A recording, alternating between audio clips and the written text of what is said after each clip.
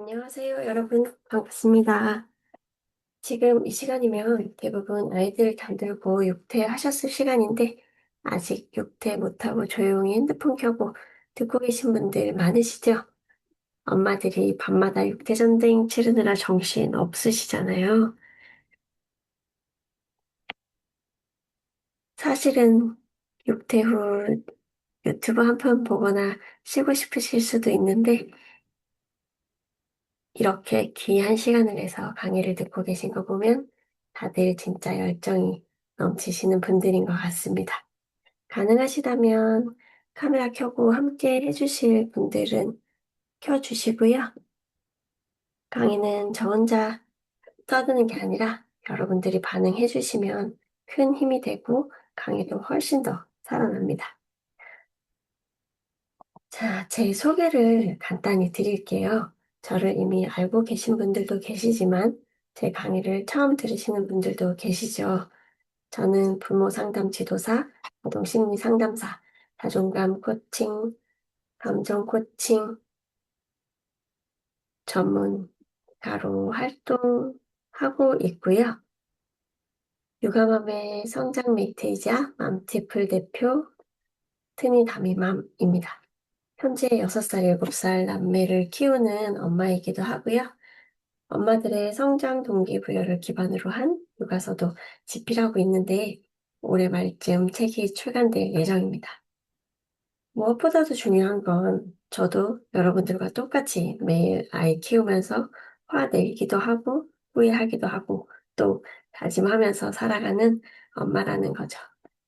완벽한 엄마라서가 아니라 같은 길을 걸어가는 동행이자 성장 메이트라는 거 꼭 기억해 주세요. 오늘은 아이에게 화내지 않는 첫걸음, 부모의 감정 온도 낮추는 법에 대해 이야기하려고 해요. 오늘 목표는 딱 세 가지인데요. 내가 왜 화를 내는지 이해하기, 화의 온도를 낮추는 구체적인 기술 익히기, 화낸 후에도 아이와 관계를 회복하는 방법을 알아보려고 합니다. 강의가 끝날 때쯤 여러분이 나도 할 수 있겠다 하는 희망을 마음에 담아가실 수 있을 거예요. 시작하기 전에 한 가지 여쭤볼게요. 혹시 오늘 하루 동안 아이에게 화를 내신 적이 있으신가요? 화를 냈다면 채팅창에 1번 남겨주시겠어요? 사실 우리 대부분은 하루에도 몇 번씩 화나는 감정과 씨름하기 마련인데 화를 내고 돌아서면 내가 왜 그랬을까 하고 후회되잖아요? 그걸로 인해 자책하고 기분이 다운돼서 또 감정이 흔들리고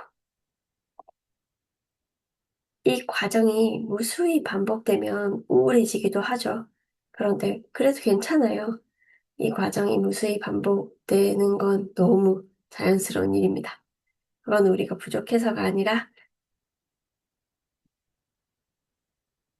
누구에게나 일어날 수 있는 일이라는 걸 꼭 기억해 주세요. 자, 목차가 1부터 6까지 엄청 많아 보이죠? 제가 3일 정도 특강을 해야 될 분량을 이번 1시간 강의에 다 담아보려고 합니다. 우리가 화낼 때, 또 내가 왜 이랬을까? 내가 엄마 자격이 없구나. 이렇게 생각하기 쉬운데요. 절대 그렇지 않아요. 그냥, 내가 지금 힘들구나. 내 뇌가 신호를 보내고 있구나. 라고 받아들이시면 됩니다. 그게 바로 출발이에요. 자, 첫 번째 강의 소개 및 목표, 부모의 화 이해하기, 감정 온도계 개념, 감정 온도 낮추는 방법, 화 이후의 회복 대화, 그리고 마무리 실천 다짐까지 오늘 천천히 하나씩 이야기 나눠볼게요. 연구에서도 부모가 스스로 감정을 이해하는 것만으로 아이에게 주는 정서적 안정감이 30% 이상 높아진다고 하거든요. 즉, 엄마가 완벽하지 않아도 돼요. 다만, 내가 지금 화가 났구나. 를 알아차리는 것. 그게 이미 아이를 위한 최고의 출발점이라는 겁니다. 오늘 강의에서 제가 여러분께 말씀드리고 싶은 건 화는 우리의 적이 아니라 이해할 수 있는 내 몸의 신호라는 거예요. 그리고 그 신호를 잘 다루면 아이와의 관계는 지금보다 훨씬 더 따뜻해질 수 있습니다. 운전할 때 신호 잘 지키면 딱지떼고 가태료 낼 일 없잖아요. 감정도 마찬가지라고 생각해 주세요.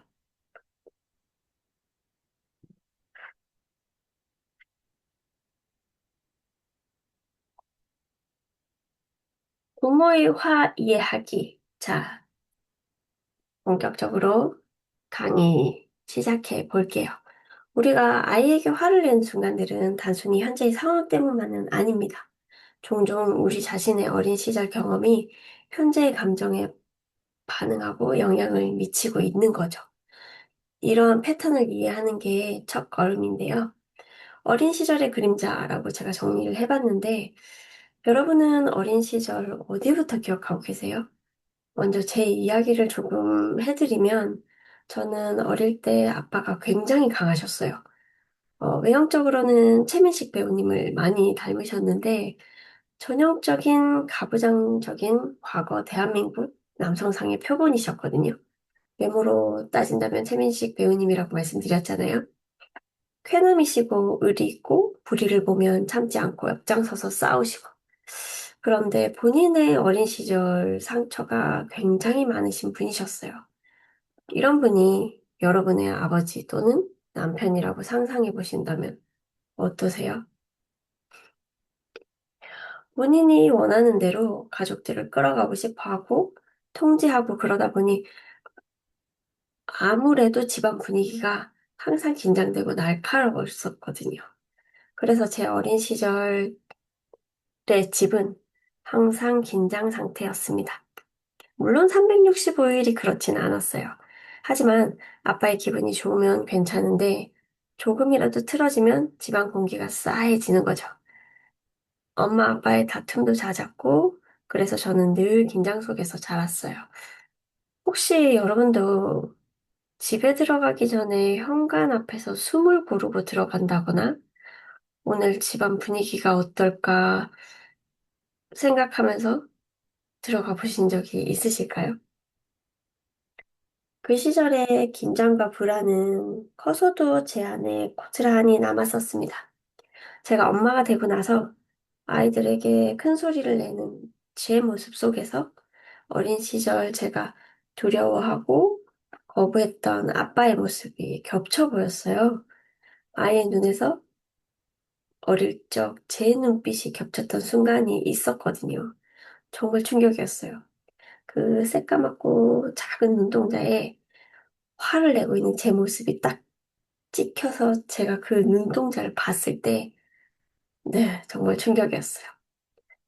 어린 시절의 그림자라는 게 어린 시절 가정 환경이 현재 양육 방식에 영향을 주거든요. 부모로부터 받은 대우가 내 아이에게 반복되는 일, 과거의 상처가 현재의 감정에 반응한다는 거죠. 인식하지 못한 채 전이되는 감정 패턴들이 있어요. 아까 말씀드렸듯이 제가 제 아이에게 화를 내면서 눈동자 속에 비친 제 모습에서 아빠 모습을 보고 충격을 받았다고 말씀드렸잖아요. 그때 저는 깨달았어요. 우리가 가끔 돌이켜보면 지금 내 아이랑 아무 상관없는 상황인데도 갑자기 화가 폭발할 때가 있어요. 사실은 그때 상처받았던 어린 내가 반응하고 있는 거예요. 나도 모르는 사이에. 그래서 내가 변하지 않으면 이 불안은 내 아이에게도 대물림 되겠구나. 나도 모르는 사이에 내 잠재된 감정이 전이되고 있다는 걸 깨닫고 벗어나야겠다 결심했죠. 그래서 화를 이해하고 다루는 공부를 시작한 계기가 바로 이겁니다. 화는 성격이 아니라 뇌의 반응이다 라는 말에 동의하시나요? 제가 만난 많은 엄마들이 이렇게 말씀을 하세요. 저는 성격이 급해서 화를 잘 내는 것 같아요. 저는 원래 참을성이 없어서 화를 참기가 좀 어려워요. 그런데 과연 그럴까요? 하버드 의대 연구에 따르면 화는 성격의 문제가 아니라 뇌의 자동 반응이라고 합니다.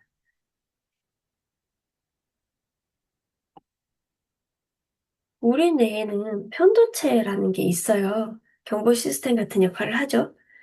위협을 감지하면 즉시 경보를 울립니다. 그 순간 우리의 몸은 전투태세에 들어가요. 심장이 빨라지거나 혈압이 오르거나 목소리가 급격히 커지거나.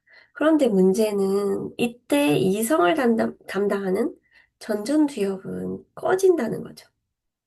그래서 생각보다 말이나 행동이 먼저 튀어나오는 거예요. 즉, 여러분이 화를 내는 건 뇌가 성질이 나쁘거나 사람이 나빠서가 아니라 우리의 뇌가 그렇게 작동하기 때문입니다. 이걸 알면 자책하지 않고, 아, 그럼 내가 훈련으로 바꿀 수 있겠구나. 희망을 가지실 수 있어요. 그렇다면 부모의 화는 아이에게 어떤 영향을 줄까요? 제가 영상 하나를 준비했는데 함께 보시고 강의 계속 이어가도록 할게요.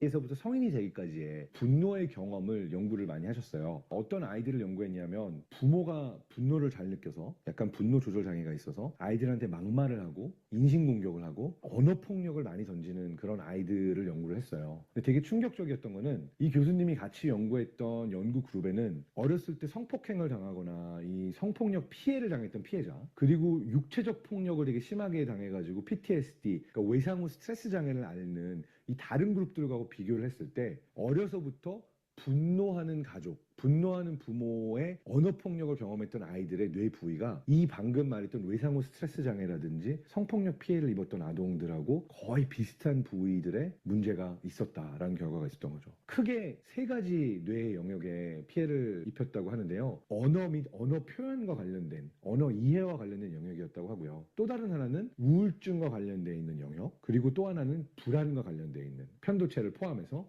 불안을 느끼는 그러한 영역이었습니다. 실제로 육체적 폭력이 아니고 성폭력이 아니더라도 말로 경험하는, 감정으로 경험하는 부모의 어떤 화, 분노가 아이들에게도 굉장히 오랫동안 어른이 돼서까지 영향을 남겼다고 하는 거예요. 내가 화가 난다고 내 화를 누군가한테 표현하는 게, 분출하는 게 보통 우리가 제일 가까운 사람들한테 많이 하죠. 다 이해해 줄 거라고 생각해서. 근데 이게 생각보다 위험할 수 있고 상처를 남긴 일이다. 꼭 기억해야 될 일 같습니다. 자, 그렇다면 네, 이 영상을 제 인스타 계정에 업로드해드린 적이 있는데 반응이 정말 뜨거웠습니다. 댓글과 DM으로 많은 이야기를 들었어요. 정리해봤을 때 딱 두 가지의 반응인데, 첫 번째는 그래서 어쩌라고? 너무 비하기 심하다. 저 정도는 아니다. 보기 거북하다. 등등의 의견이었고, 또 하나는 정말 맞다. 조심해야 한다. 나도 저런 경험이 있다. 이런 의견이었어요. 중요한 건 사람들이 이 영상을 통해 불편감을 드러내는 이유는 거울 치료 효과 때문이에요. 영상을 보는 순간 자기 안에 있는 경험과 딱 맞닥뜨려지면 불편함이 커집니다. 인정하기 힘드니까 방어적으로 반응하거나 아니면 깊이 공감을 하는 거죠.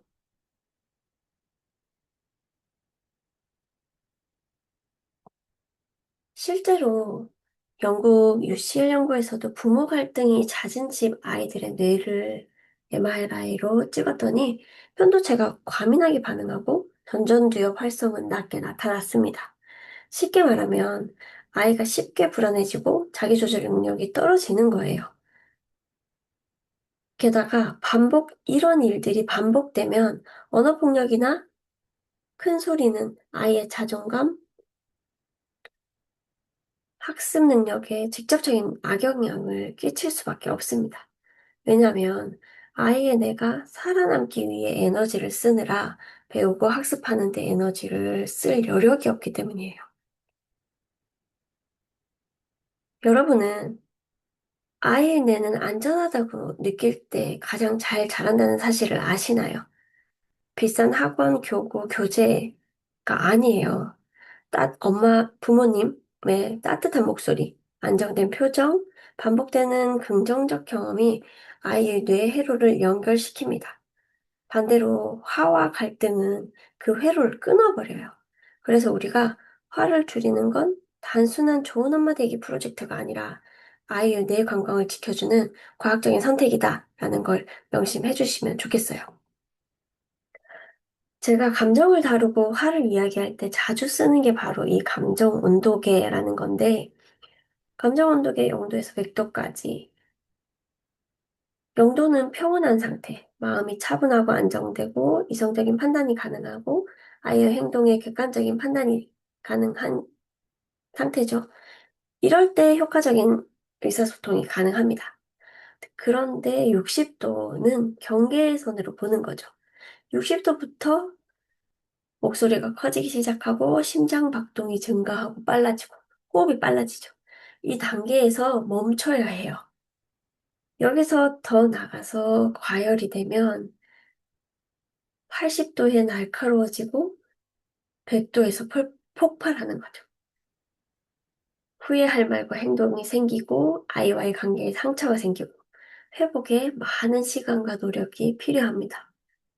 여러분은 하루에 몇 도까지 올라가시나요? 잠깐 생각해 보시고 채팅창에 한번 적어주세요. 네, 50도, 70도, 100도 뭐 다양하죠?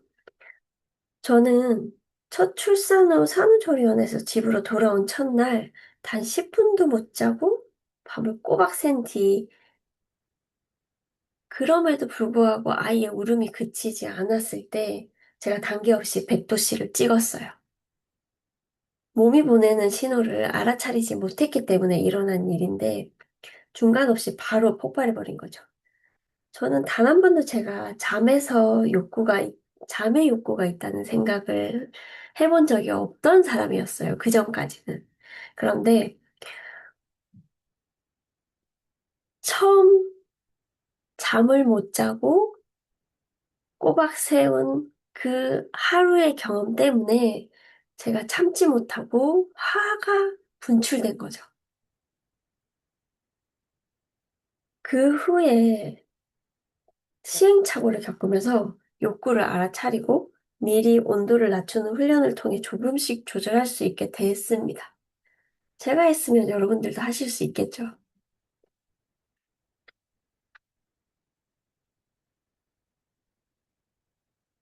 자, 오늘 강의의 핵심은 이겁니다. 화를 억지로 참는 게 아니라 내 욕구를 알아차리고 감정 온도를 낮추는 것. 여러분의 감정 온도는 지금 몇 도인가요? 여러분도 오늘 꼭 자기 안에 감정 온도계를 점검해 보셨으면 좋겠어요. 지금 이 순간도요. 여러분은 지금 30도인지 70도인지 한번 마음속으로 숫자를 떠올려 보세요.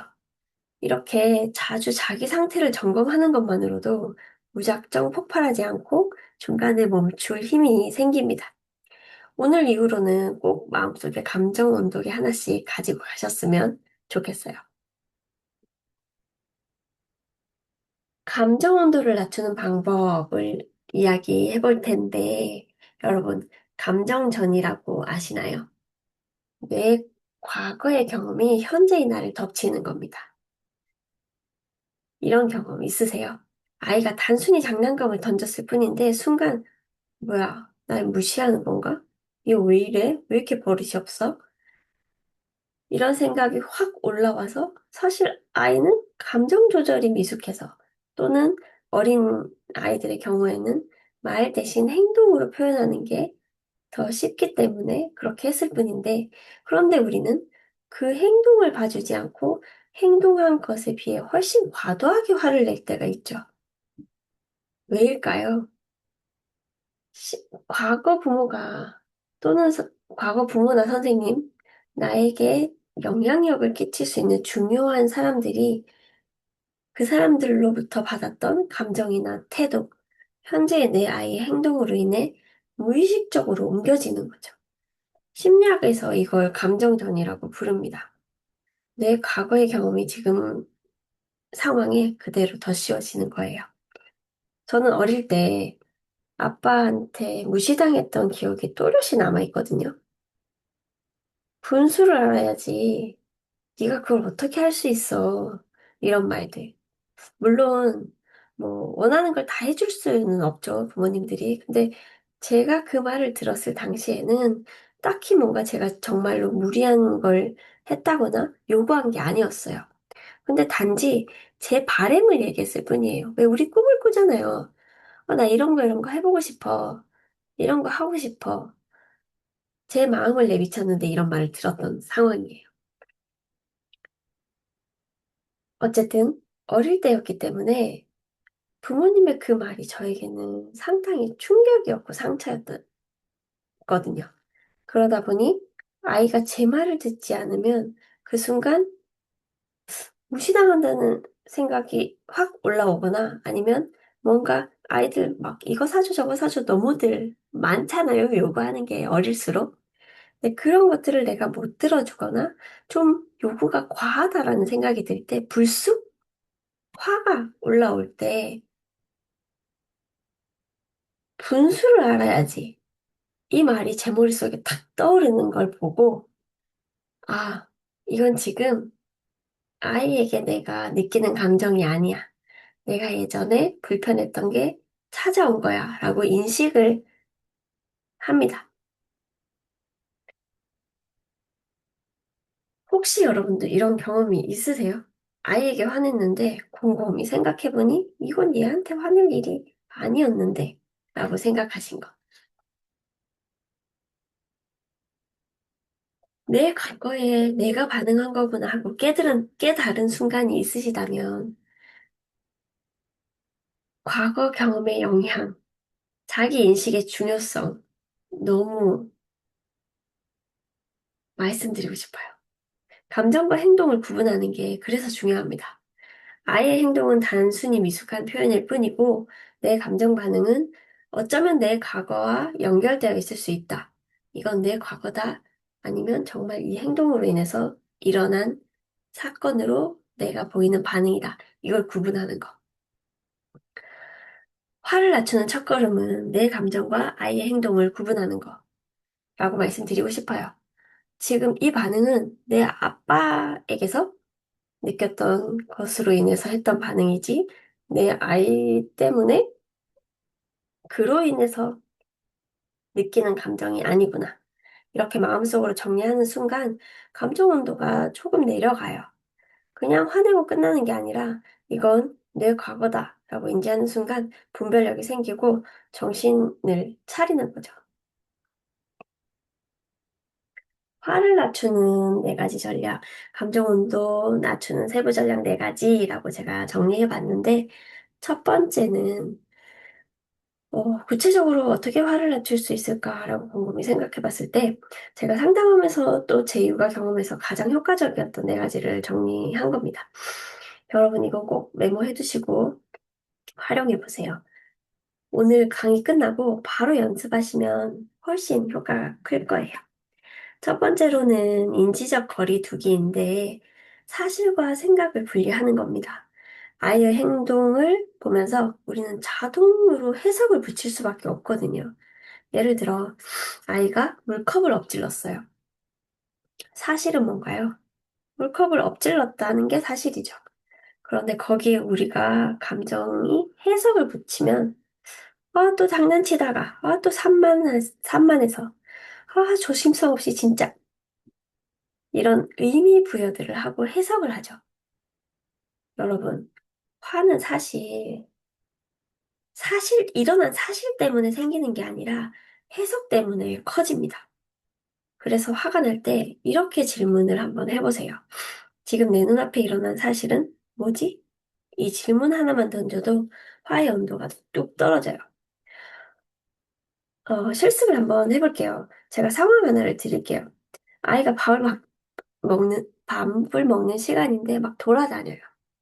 한 숟갈 먹다가 일어나서 물 가지러 가고 갑자기 또 화장실 간다고 쫓아가고 막 돌아다니는 아이라고 했을 때 사실은 뭔가요? 밥을 먹을 때 돌아다니는 행동. 그럼 여기서 해석은 아이의 그런 행동을 보고 우리는 어떤 해석을 하나요? 나를 무시하네. 내가 힘들게 열심히 요리해서 밥상을 차렸는데, 아, 왜 안 먹고 이렇게 돌아다니고 난리야? 날 무시하나? 아, 내가 밥 먹을 땐 돌아다니는 게 아니라고 알려줬는데, 아, 내 말이 우습나? 이 차이를 분리하는 게 바로 인지적 거리두기입니다. 두 번째는 자기 대화. 나를 멈추는 문장이에요. 쉽게 말해, 자기 대화예요. 화가 올라올 때 나 스스로에게 되뇌이는 한 문장. 저는 화가 올라올 때 이렇게 말해요. 잠깐만, 멈춰봐. 나는 어른이야. 얘는 배우는 중이고, 얘 6살이지? 저희 신랑이 아이들이랑 실랑이를 하거나, 좀 불편한 이야기를 하거나, 혼내려고 할 때, 제가 가끔 그래요. 신랑 6살이야. 신랑 7살이야. 다시 생각해봐. 환기를 시켜주는 거죠. 이 짧은 문장 하나가 뇌의 전전두엽을 다시 켜줘요. 즉, 이성이 돌아오게 하는 거예요. 이성을 되찾게끔 만들어주는 역할을 하는 거죠. 여러분도 하나 정하셔가지고, 나의 멈춤 문장을 짧게 하나 정하셔서 평소에 활용을 해보시면 좋겠습니다. 세 번째는 환경 전환이에요. 공간이 감정을 바꾼다. 같은 공간에서 계속 부딪히면 갈등만 커질 수밖에 없죠. 그래서 잠깐 다른 방으로 가거나 자리를 바꿔보는 게 효과적일 수 있어요.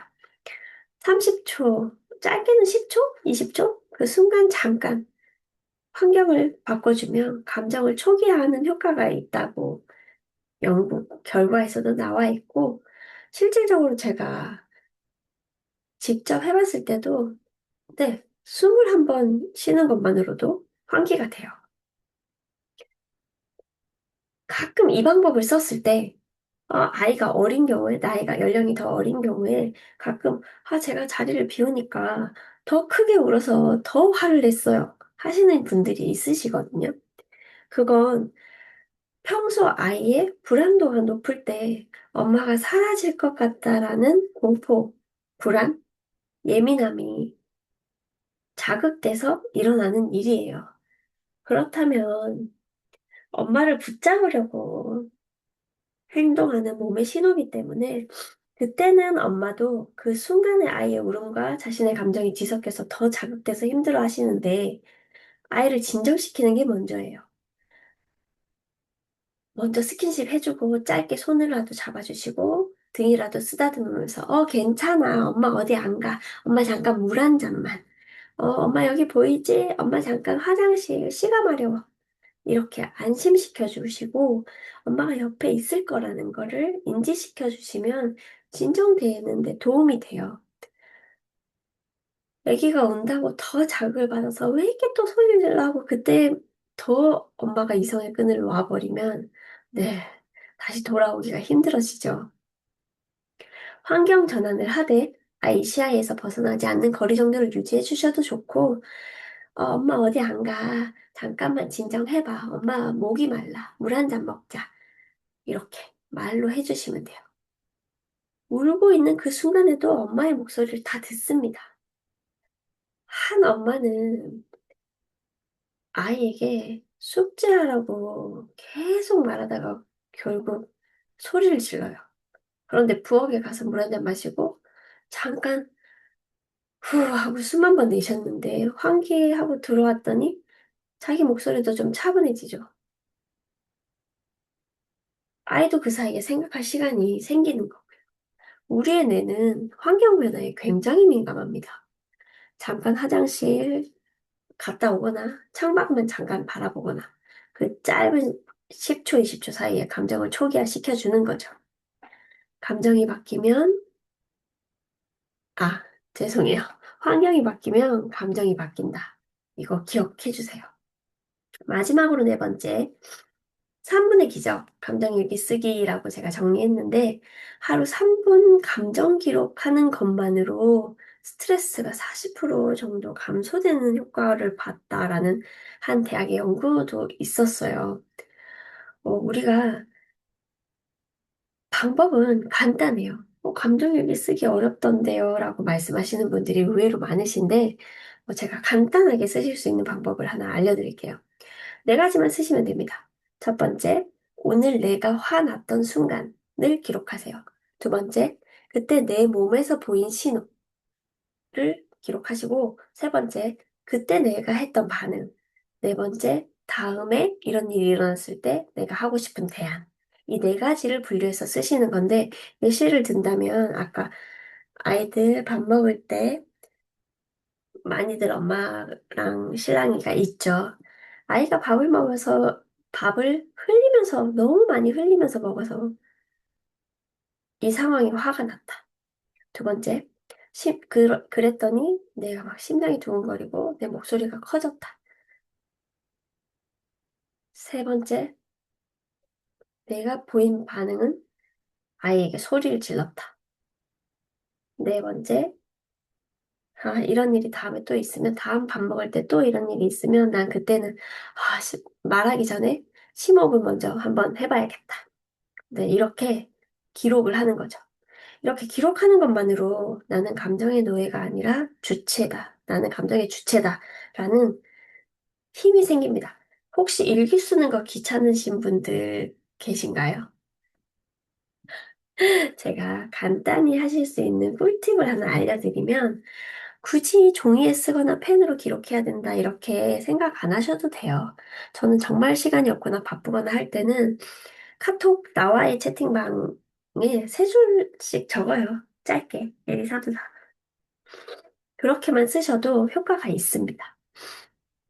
그러니까 지금 알려드린 감정온도 낮추는 세부 전략 네 가지 꼭 이 강의 끝나고 나서부터 해보시기를 바랄게요.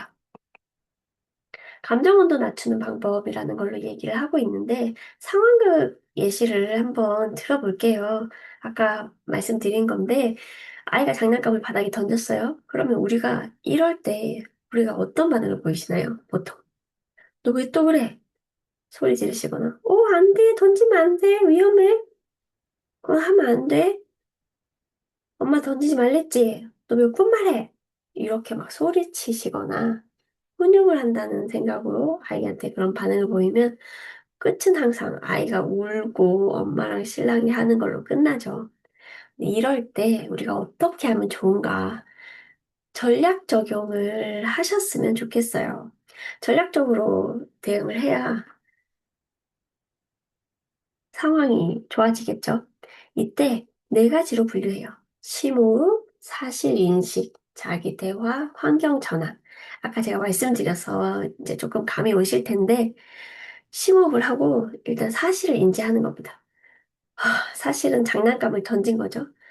근데 자기 대화를 해요. 나는 어른이야. 지금은 멈춰. 환경 전환. 엄마 잠깐 물 마시고 이렇게. 잠깐 너도 진정하고 정리 좀 하고 있어. 돌아와서 아이한테 해줄 말은 뭘까요? 네가 화가 난 것 같아. 엄마가 보기엔. 그런데 장난감 던지는 건 위험해. 화날 땐 말로 하는 거야. 나 지금 기분이 좀 안 좋아요. 엄마 나 화났어요. 아이가 어렸을 때도 얘기해 주시면 됩니다. 던지지 않아. 던지는 건 위험해. 말로 하는 거야. 차이가 느껴지시죠? 우리가 그냥 반응을 보일 때와 전략적 적용을 해서 반응할 때. 그냥 반응했을 때는 상황으로 대처를 한다면 그냥 반응하면 어떻게 될까요? 아이들 뇌는 위축시키지만 뒤에 말씀드린 전략 적용 반응은 아이의 뇌에 내가 지금 안전하다는 걸 전하고 학습을 남깁니다. 그렇다면 우리가 선택해야 될 방법은 너무 당연하게도 전략 적용 반응이죠. 물론 한 번에 되지 않습니다. 한 번에 되면 얼마나 좋겠어요. 근데 반복이 필요해요. 근데 해볼 만한 가치가 충분하기 때문에 꼭 하셨으면 좋겠다라고 말씀드립니다. 오늘부터 가장 먼저 시도하고 싶은 거 어떤 거 어떤 게 있으신가요?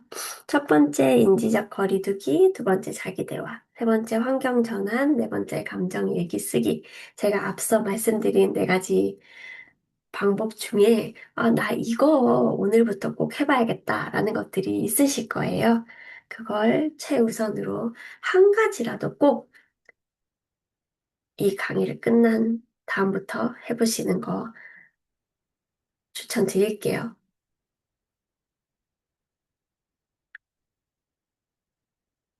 여러분들이 바꿔나가시는 그 작은 습관 하나가 큰 변화를 만드실 거예요. 인지적 거리두기는 사실과 해석을 분리하는 거죠. 자기 대화는 짧은 멈춤 문장이었고, 환경 전환은 공간을 바꿔 감정을 리셋시키는 것이고, 감정 일기는 하루 3분으로 내 감정을 객관화시키는 작업이라고 이해하시면 좋을 것 같아요. 화는 참는 게 아닙니다. 화는 온도를 낮추는 거죠. 조절이 필요하고 해석하는 훈련이 필요해요. 그러면 이 네 가지 전략이 여러분의 감정 조절 밸브가 되어 줄 거라고 저는 믿습니다. 이것보다 더 간단한데 즉시 효과 볼 수 있는 거 하나 알려드릴게요. 쉽고 빠른 방법 한 가지, 호흡 리셋이라고 저는 말하는데 478 호흡법이에요. 숨을 4초 들이마시고 7초 멈추고 8초에 걸쳐서 천천히 내쉬는 거예요. 근데 이거 쉽지 않아요. 직접 한번 해보시면 들이마시는 것도 힘들고 7초를 멈추라고? 7초가 여러분 얼마나 긴 시간인지 한번 느껴보세요. 저는 이거 못하거든요. 저는 짧게 333 호흡법을 할 때도 있고 3초 들이마시고 3초 멈추고 3초 내쉬고 333을 할 때도 있는데 본인의 역량에 맞게 가능한 선으로 가장 중요한 건 숨을 쉬는 거예요. 호흡만 제대로 해도 재미난 연구 결과도 있어요. 다이어트 효과를 본다고 하거든요. 그만큼 우리 몸속에 제대로 된 공기를 순환을 시키고 호흡만 제대로 해도 몸 안에서 순환이 일어난다고 하거든요. 꼭 해보세요, 여러분. 명상할 때 호흡법을 배우는데 제대로 숨쉬기가 정말 중요하다는 걸 제가 명상할 때마다 느끼거든요. 이걸 왜 말씀드리냐면 제가 화평만 필사 모임을 운영하는데 정말 많은 분들이 화가 날 때 몸의 신호로 나타나는 반응이 호흡이 빨라진다는 거예요. 정말 많습니다. 숨이 안 쉬어지는 느낌에 내가 무슨 말을 하는지도 모르게 다다다다 말을 내뱉을 때가 있어요라고 하시는 분들까지 계시거든요. 그러면 자연스럽게 말이 빨라지면 언성도 높아져요. 내가 숨이 가빠지면 빨리 말해야 되니까 다다다다 이렇게 얘기할 수밖에 없잖아요. 그래서 감정 조절이 더 어려워지고 평소에 제대로 숨 쉬는 법을 익히는 게 그래서 필요하다 말씀드립니다.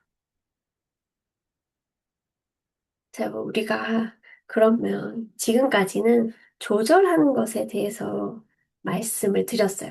근데 우리가 그래, 스니담이맘 네가 얘기하는 대로 그래 조절이 잘 되고 연습하면 좋지만 우리가 화를 안 내고 살 순 없잖아요. 이 강의도 여러분께 화내지 마세요를 말씀드리는 강의가 아니듯이 화를 잘 내는 법을 배워야 하죠. 근데 우리가 사람이기 때문에 실수는 누구나 합니다. 그렇기 때문에 화를 낸 이후에 회복에 대해서 준비가 되어 있어야 하거든요.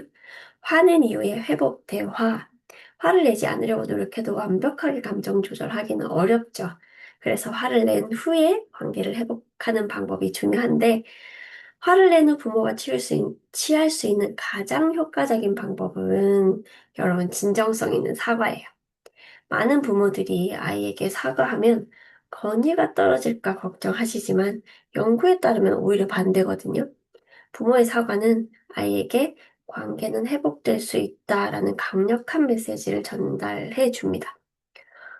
어, 우리가 컨디션이 떨어지거나 피치 못할 상황 때문에 감정적으로 대응하는 상황이 있을 수밖에 없어요.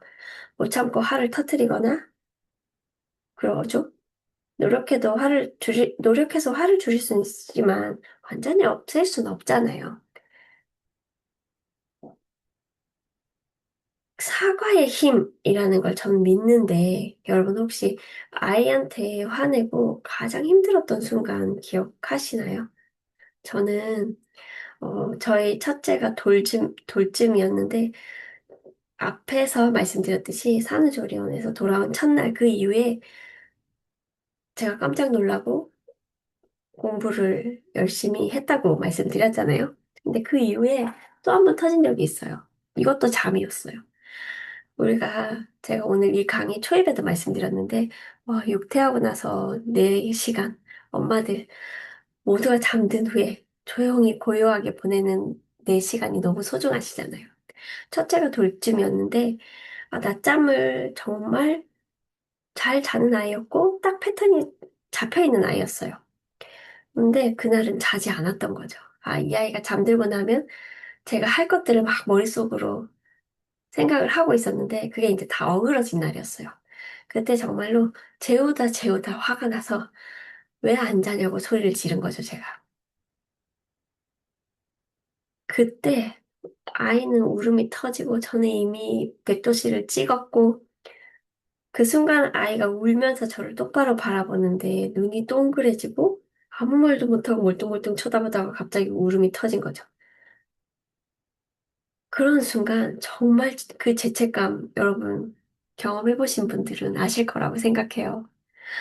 너무너무 속상하고 정말 제 발등을 찍고 싶죠. 내가 왜 그랬을까? 내가 또 망쳤다. 내가 엄마인데 무슨 짓을 한 거지? 이런 경험 하신 분들은 가슴이 철렁하죠. 보통 부모님들이 이럴 때 두 가지 중 하나를 선택해요. 그냥 모른 척 넘어가는 거죠. 이미 엎질러진 물이고 뭐 어쩌겠어. 다음에 잘해야지. 두 번째는 잘해주죠. 뭐 간식을 준다든지 아이가 기분 풀릴 만한 아이가 좋아할 만한 것들로 맞춰주면서 무마를 시키려고 하죠.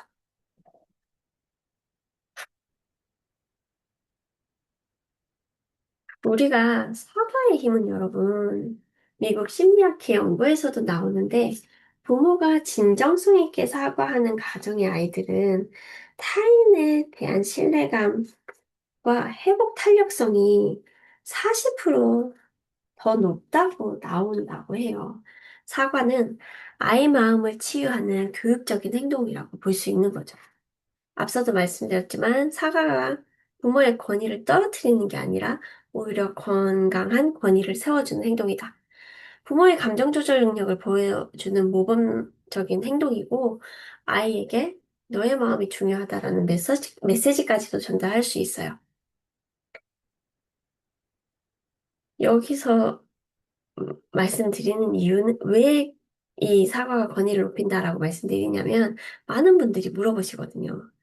제가 아이한테 사과하면 제가 권위가 떨어지지 않냐. 애들한테 사과하는 게 어렵다. 그런 분들이 의외로 더 많으세요. 그래서 제가 말씀드리는 겁니다. 그렇지 않으니 제대로 사과를 하시라. 그럼 여기서 어떻게 사과하면 좋을까요? 화 이후에 회복대화, 그래, 사과를 하래. 근데 어떻게 해야 되지? 감이 잘 안 오시잖아요. 제가 잘못된 사과와 좋은 사과를 비교를 해볼 텐데, 화를 낸 후에 어떻게 사과하느냐는 정말 중요합니다. 효과적인 사과는 단순히 미안해라고 말하고 끝나는 게 아니라 구체적인 방식이어야 해요. 좋은 사과는 아이의 감정을 인정하고 부모, 내 행동에 책임을 지는 말을 하시면서 앞으로 어떻게 할 건지에 대한 약속을 하는 과정이 포함되어 있어야 돼요. 잘못된 사과의 예시를 제가 드리면, 엄마가 미안해. 근데 네가 말을 안 들어서 엄마도 화가 난 거야. 어떠세요? 이게 사과로 느껴지시나요? 우리 가끔 부부싸움을 하거나 남편분들이나 친구들이랑 트러블이 있었을 때 그럴 때 있죠. 미안해. 야, 근데 너도 다음부터는 좀 그러지 마. 네가 아까 그렇게 말만 안 했어도 네, 좋았잖아. 이건 사과한 건가요? 사과 받았다는 기분이 들까요? 더 속상하죠? 네, 이런 잘못된 사과 말고 좋은 사과 3단계 제가 말씀드릴게요. 첫 번째, 인정입니다. 엄마가 큰 소리 낸 건 잘못했어. 미안해. 두 번째는 공감. 네가 많이 놀라고 속상했을 거야. 세 번째는 재약속을 하는 거죠. 다음에 이런 일이 있으면 엄마가 심호흡을 한번 하고 생각을 한번 먼저 해볼게. 미안해. 네, 여러분, 차이가 느껴지시나요?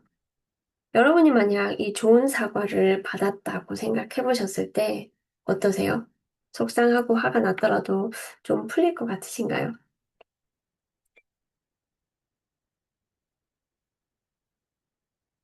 앞의 사과는 아이의 마음을 더 혼란스럽게 만들지만 뒤에 좋은 사과는 아이의 마음을 안정시키죠. 사과는 내가 틀렸다는 뜻이 아니라 너의 마음이 중요하다라는 메시지를 전달한다고 말씀드렸잖아요. 여러분이 혹시 아이들에게 했던 사과를 한번 떠올려 보세요. 나는 여태 어떤 사과를 전했는지.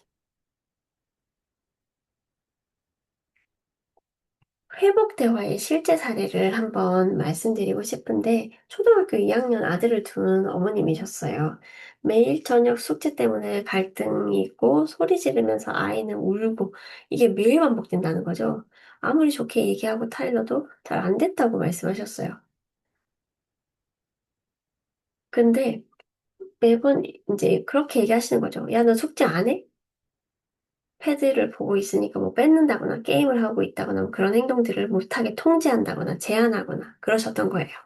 근데 말씀드렸어요. 좋은 사과를 한번 해보시라. 아까 엄마가 갑자기 큰 소리 낸 건 미안해. 엄마가 잘못한 거야, 그건. 너도 많이 놀랬지? 엄마가 다음엔 화내지 않고 물 한 잔 마시고 엄마도 생각을 정리한 다음에 이야기해야겠다. 어떠세요? 여러분들이, 물론 아이가 숙제를 미루고 다른 행동을 하는 건 뭐 잘했다고는 할 수 없죠. 제가 이 사례에 어떻게 말씀드렸냐면, 사과는 아이의 행동을 정당화시키는 게 아니에요. 엄마가 사과한다고 해서 아이가 잘했다라는 얘기가 아닙니다. 아이가 잘못한 건 따로 가르치면 돼요. 여기서 부모가 사과하는 건 내가 감정적으로 과하게 반응한, 즉, 어른답지 못했던 부분을 바로잡는 과정이라는 거죠. 이렇게 사과했을 때 아이가 어떤 반응을 보였냐? 어, 엄마도 놀랐다고 하셨는데, 이런 말을 할 줄 몰랐어요. 알겠어요. 나도 다음엔 숙제 먼저 하고 놀게, 엄마. 미안해. 이렇게 말했다는 거죠. 아이가 스스로 인정을 한 거예요. 존중을 가르치는 가장 강력한 방법이 바로 좋은 사과입니다. 그날부터 이 집의 전쟁은 사라졌어요. 대화가 늘 존재하게 됐다라는 말씀을 제가 들었거든요. 이게 바로 대화의 힘이라고 합니다. 여러분, 회복 루틴은 말보다 강한 행동이거든요. 우리가 화를 낸 후에 할 수 있는 행동 하나를 정하는 거예요. 안아주기, 아니면 뭐 간단한 놀이, 아니면 아이들이 좋아하는 책을 같이 읽어준다거나 이런 것들인데 이 짧은 루틴이 아이의 뇌에 신호를 줍니다.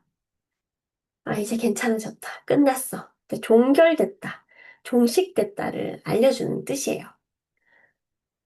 왜 이게 필요하냐면 상황이 끝났는지 인지를 못하면 계속해서 눈치를 보겠죠. 엄마의 눈치를 봐야 하고 이 상황이 끝나지 않았다는 생각에 불안은 계속되고 두근두근하죠. 이게 끝난 건지 아닌 건지 혼란스럽죠. 마침표를 찍어줄 필요가 있어서 이걸 하시라고 말씀드리는 거예요. 특히 안아주기는 정말 중요해요. 안아주는 순간 우리 아이들 몸속에서 옥시토신이라는 호르몬이 분비돼서 불안이 줄어들고 애착이 강화됩니다. 만약 안아주는 게 좀 어색하다 이러시면 뭐 머리를 쓰다듬으 셔도 좋고 어깨를 토닥여 주셔도 좋아요. 그 순간 아이의 뇌는 기록해요. 나 지금 안전하다. 우리 엄마가 이제 화가 멈췄나 보다. 이렇게 알아차리도록 해주시는 거예요. 자, 여기서 여러분께 여쭤볼게요. 여러분은 아이에게 사과해 본 적 있으신가요? 있다 하시면 어떤 사과를 했었는지 아까 떠올려 보시면 좋겠어요.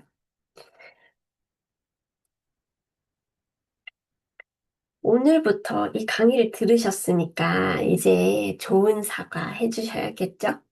좋은 사과 3단계 꼭 기억하셨다가 아이들에게 사과해야 될 일이 생겼을 때는 멋진 엄마처럼 좋은 사과 해주시기를 부탁드릴게요. 진짜 어른은 몸집이 크고 나이 먹었다고 어른 아니잖아요, 우리. 우리도 왜 우리들보다 더 나이 많으신 분들 중에서도 어른이 왜 저래? 좀 어른답지 못하게 이런 생각 할 때 있잖아요. 마찬가지인 거죠. 아이들도 엄마 왜 저래? 아빠 왜 저래? 이런 생각 합니다. 진짜 어른은 자신의 잘못을 인정하고 사과할 줄 아는 사람이에요.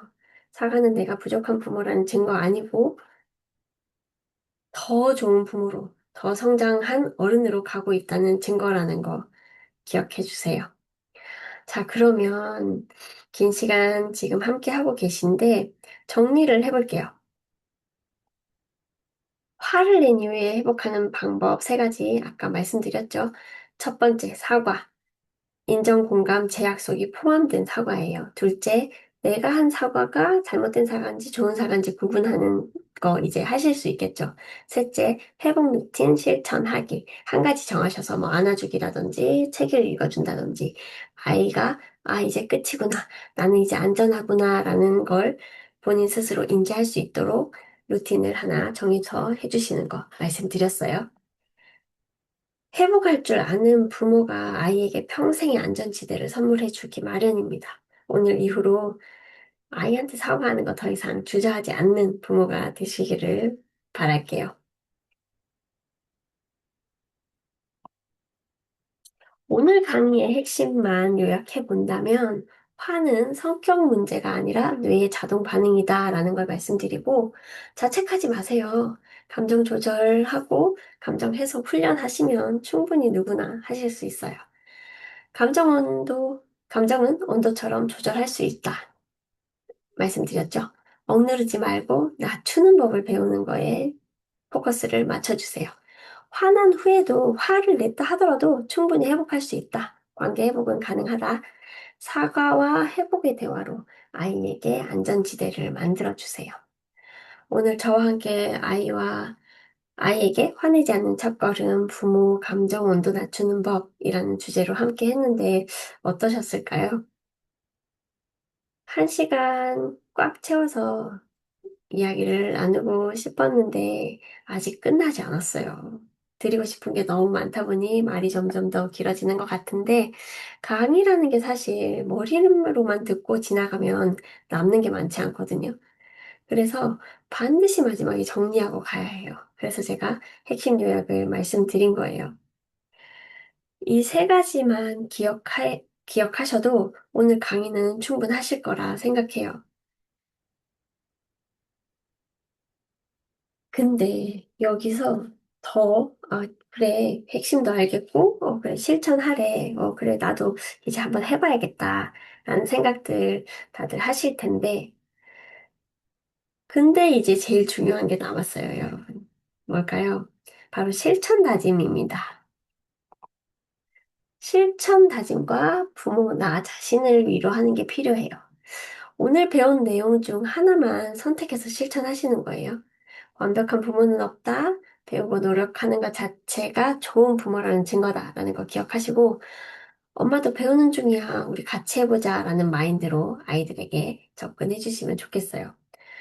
저도 그렇거든요. 다른 여타 강의 듣고 싶은 것들이 있어서 이제 제가 공부를 하는 시간에 저도 막 들을 때는 저거 좋고 막 열심히 써요. 하지만 돌아서면 남는 게 별로 없을 때 있어요.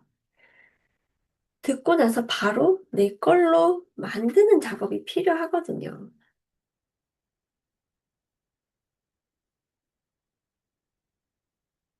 우리가 아까 이것 중에 나 꼭 이거 하나만은 해볼 수 있을 것 같아요 라고 말씀드렸잖아요.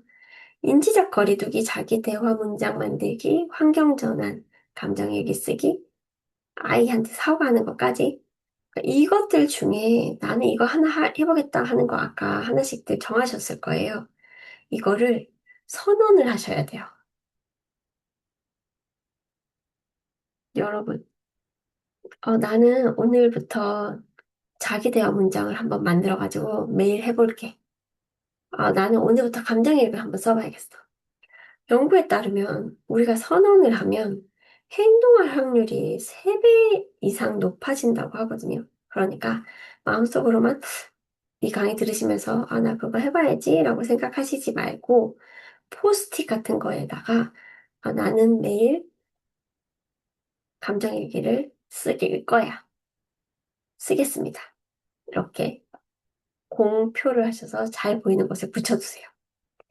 변화는 거창한 게 아니라 아주 작은 첫걸음에서부터 시작됩니다. 이제 마무리를 하면서 제가 꼭 드리고 싶은 말이 있는데, 여러분, 완벽한 부모 없어요. 제가 여타 전문가분들, 뭐, 여타 정말 성공하신 멘토님들이 많으시죠? 육아 분야에서. 그런 분들의 강의를 듣고 Q&A를 들어도 다들 공통적으로 하시는 말씀이 완벽한 부모는 없다는 거예요. 저도 마찬가지라고 생각합니다. 늘 노력하면서 하지 말아야 할 것들을 하지 않는 부모가 되려고 노력을 하면서 사는 거죠. 저도 오늘 아침에 아이들한테 규칙이나 생활 습관 다루는 부분으로 훈육을 하고 그랬어요. 그러면서도 계속 자기 인식, 나를 되돌아보거든요. 무슨 말이냐면, 내가 뭘 잘못 전달한 건 없나? 좀 과하게 얘기한 건 없나? 제대로 말했나? 이런 것들을 점검하는 거예요. 우리는 늘 배우고 있다는 거죠. 배우면서 노력하는 부모가 아이들에게는 최고의 선물이 됩니다. 화를 냈다고 해서 여러분이 나쁜 부모가 된 게 아니라고 말씀드렸잖아요. 엄마도 사람이기에 감정이 있으니까 당연히 화날 때 있죠. 중요한 건 그 순간 어떻게 대응하고 만약에 화를 냈다 하더라도 어떻게 회복하느냐. 그리고 내일은 어떻게 조금 더 다르게 살아내느냐가 중요한 거죠. 혹시 지금 이 순간에도 나는 아이에게 잘못하는 엄마야. 내가 이걸 다 알고 있는데도 또 화를 냈네라고 자책하시는 분들 계실 텐데 그 마음 제가 너무 이해합니다. 저도 그랬으니까요. 하지만 여러분, 오늘 이 자리에 제 강의를 듣고 계신 것만으로 이미 대단한 부모님들이세요.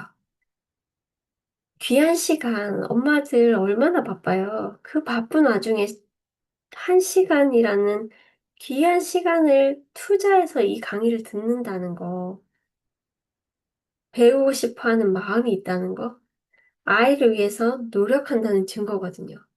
변화를 원하는 부모라는 뜻이라니까요.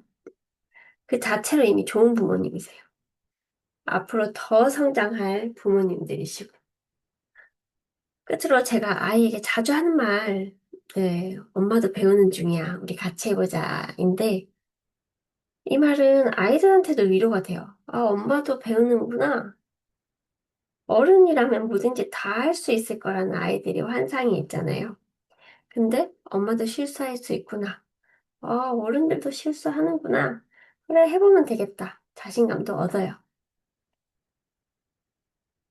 그리고 엄마 스스로도 좀 내려놓을 수 있는 여유가 생기죠.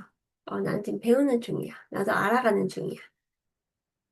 모든 걸 막 척척 다 해내야 되겠다라는 생각에서 좀 벗어날 수 있잖아요. 엄마가 되는 것도 다 처음이니까 우리는 계속 배우는 중이죠. 죽을 때까지 배워야 하는 게 저는 맞다고 생각해요. 함께 성장하는 부모들이고, 그러니까 절대 혼자 아니에요. 고민하고 훈련하고 이렇게 나누다 보면 못할 게 없어요. 여러분이 오늘 들은 내용을 잘 활용해서 앞으로도 조금 더 편안한 마음으로 육아하시기를 제가 늘 응원하겠습니다. 늦은 시간까지 엄청 열심히 강의 들어주신 거 너무 감사드리고, 제가 마지막으로 드리고 싶은 말씀은 감정온도 낮추고 나를 회복하는 시간으로 마음 챙김 명상만큼 좋은 게 없다라고 저는 생각해요. 제가 여러 명상 수업도 들어보고 직접적으로 지금 현재 제가 운영하고 있는 맘티프로월드 챌린지에서도 명상 짧게들 하시라고 포함을 시켜놨는데 여러분도 뭐 여타 유튜브 채널에 명상 채널들 정말 많아요. 뭐든 좋으니까 호흡 명상이 될 수도 있고 바디 스캔, 감정 알차리기 명상 뭐 다양해요. 근데 명상이 감정 조절에 도움이 된다는 건 여러 연구에서 입증된 사실이고 저 또한 수년간 하고 있고 이번에 힐링 명상 지도사를 네, 본격적으로 땄어요. 그러니까 그걸 하면서 또 한 번 느꼈지만 아 이게 정말 감정을 조절하고 나를 들여다보는데 정말 강력한 힘을 가지고 있는 도구다라는 생각을 하게 됐어요. 그래서 단 5분으로 나를 지키는 힐링 명상으로 여러분을 초대할게요. 꼭 한번 해보시고 다음에 제 커뮤니티에서 명상을 하게 된다면 여러분들의 많은 관심도 부탁드리겠습니다. 오늘 긴 시간 함께 해주셔서 감사드립니다. 오늘 강의는 여기서 마무리하겠습니다. 감사합니다.